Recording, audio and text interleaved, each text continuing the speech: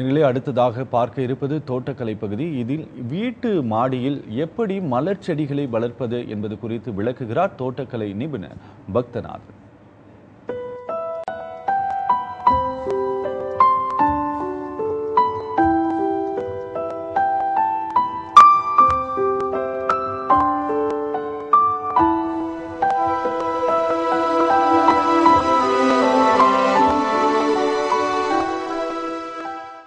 வணக்கம் சத்தியம் டிவி நேயர்களே. கடந்த நிகழ்ச்சிகளில் நம்ம ஒவ்வொரு விதமான காய்கறிகள் வளர்ப்பை பற்றி நம்ம பார்த்துருந்தோம். இந்த நிகழ்ச்சியில் இதர காய்கறிகள், குத்துச்செடிகள் காய்கறிகள் எப்படி வளர்க்குறது, அதில் என்னென்ன முக்கியமான தொழில்நுட்பங்கள் என்ன, எப்படி மாடியில் நமக்கு ஃபிட் ஆகும்.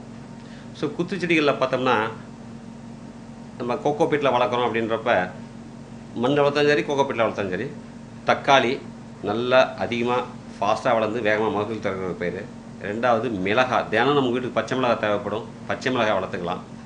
கத்திரி, 4 கத்திரி 8 கத்திரிக்காய் ஒரு செடி இருந்தாவே கிடச்சிரும். ஸோ கத்திரி போடலாம்.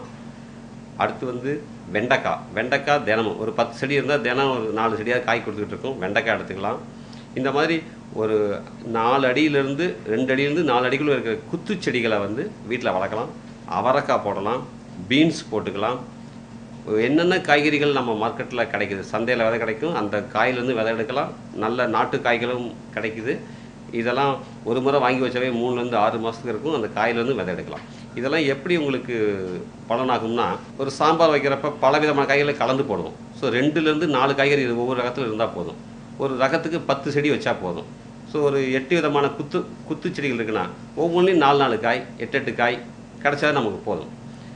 காராமணி இந்த மாதிரி பயிர்களை கொடியிலையும் ஏற்றி விடலாம். புதர் செடிகள் என்ன ஒரு நமக்கு டிஃப்ரெண்ட்டான இதுனா, விதையை போட்டு நாற்றா வளர்கிறதுக்கு 1 மாதம் ஆகும். ஸோ இதை மட்டும் தனியாக ஒரு குழித்தட்டுலையோ தேங்காய் நார் உள்ள வேறு இடத்துலையோ நாற்றை வளர்த்து திரும்பி டிரான்ஸ்பிளான்டிங் பண்ணணும். இதெல்லாம் இந்த புதர் செடிகளுக்கு நம்ம பண்ண வேண்டியிருக்கும். ஸோ 30 நாள் நாற்று காலம். அதுக்கப்புறம் பூ வைக்கிறதுக்கு 1.5 மாதம் ஆகும். ஸோ 2வது மாதம் அறுவடை ஆரம்பித்தா அறுவடை காலமே 1.5 மாதம் இருக்கும். ஸோ 4 மாதம் வரைக்கும் நம்ம அறுத்துக்கிட்டே இருக்கலாம். இதில் முக்கியமாக பண்ண வேண்டிய குத்து செடிகள் என்னென்னா, செடியில் நிறைய காய் காய்ச்சிருச்சு, வெயிட் ஆகி போச்சுன்னா தொங்கும், சாஞ்சிரும், லார்ஜ் ஆகிடும். ஸோ நம்ம ஒரு குச்சி கட்டி முட்டு கொடுத்து கட்ட வேண்டியிருக்கும். ஸோ குத்து செடிகளில் சப்போர்ட்டு குச்சி கொடுக்கணும்.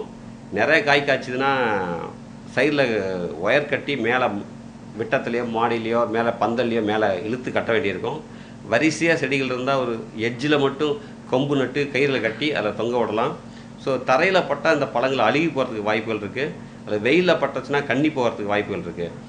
இதில் இந்த பல்சஸ்ன்னு சொல்கிற அவரைக்காய், பீன்ஸு, ஃப்ரெஞ்சு பீன்ஸு, காராமணி, தட்டைப்பயிறு இதெல்லாம் போடல என்னன்னா மண்ணுக்கு வளமும் சேர்க்குது. அடுத்த பயிர் போடுறப்ப அதில் நல்லா வளரும். இது எப்படி இப்போ யூஸ் பண்ணிக்கலாம்னா, பயிர் ரொட்டேஷன், கிராப் ரொட்டேஷன். ஒரு முறை பயிர் வகைகள் பயிர் பண்ணிங்கன்னா அடுத்த முறை கீரைகள் போடுங்க, அதுக்கு அடுத்த முறை கிழங்குகள், இப்படி 3 பயிரும் மாறி மாறி பண்ணுறப்ப ஒன்று விட்டுட்டு போகிற சத்து இன்னொரு விதமானதுக்கு பிரயோஜனமாகவும் இருக்குது. சத்துக்கு தகுந்த மாதிரி நிறைய காய்க்கும். நிறைய சத்து கொடுத்தீங்கன்னா நிறைய காய்க்கும். சத்து கம்மியாக இருந்தால் கம்மியாக காய்க்கும். ஆக மொத்தத்தில் நஷ்டப்படுத்தாது. ஸோ இந்த குத்துச்செடிகளை பொறுத்த வரைக்கும் நமக்கு பூச்சிகள், நோய்கள் அதிகம் வர வாய்ப்புகள் இருக்குது. பூச்சிகள், நோய்கள் வர வாய்ப்புகள் இருந்தால் ப்ரொஃபைலாக்டிக்காக வேப்ப எண்ணெயை வாரம் ஒரு முறை தண்ணியில் கலந்து 3 மில்லி 1 லிட்டரு கலந்து தெளிச்சிடலாம். மண்ணில் பூச்சிகள் வந்துச்சுன்னா வேப்பம் புண்ணாக்கு தெளித்து விடலாம். இந்த மாதிரி பூச்சி மருந்துகளை வருமுன் காப்ப முறையில் கண்டிக்கலாம். 2வது வீட்டுக்கு உபயோகப்படுறதுனால அதிகம் கெமிக்கல்ஸை மார்க்கெட்டில் வாங்கி ஸ்ப்ரே பண்ண வேணாம். அல்லது கையில் பறித்து அழிக்கலாம். உதாரணத்துக்கு புழு போச்சு, அதோட முட்டை இருக்குன்னா இலைகளை திருப்பி பார்த்து கையில் பறித்து அழிக்கலாம். இந்த மாதிரி டெக்னிக்களை பண்ணாவே நம்ம வீட்டு காய்கறிகளை தேவையானதை எடுத்துகிட்டு ஹெல்த்தியான காய்கறி எடுத்து உடம்பு ஹெல்த்தியாகவும் ஆரோக்கியமாகவும் இருக்கலாம். நன்றி நேயர்களே.